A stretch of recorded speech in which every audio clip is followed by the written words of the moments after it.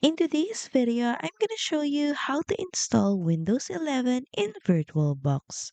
First, you must download and install VirtualBox from virtualbox.org and also the Windows 11 ISO file from Microsoft's official site.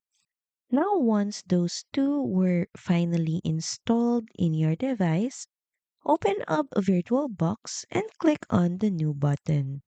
So here we can name this as Windows 11.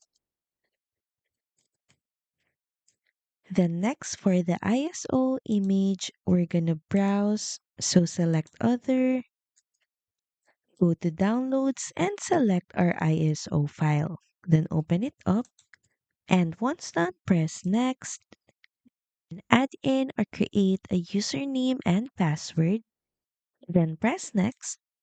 Next is assign memory at least 4 gig for smooth performance. Then press Next. This is now the summary, and once everything looks good, you can press the Finish button. And once it's loaded, you can head over and double click on Windows 11. All you have to do is click on Devices at the top menu, then click on Insert Guest Additions CD Image. Then once inside, click on File Explorer.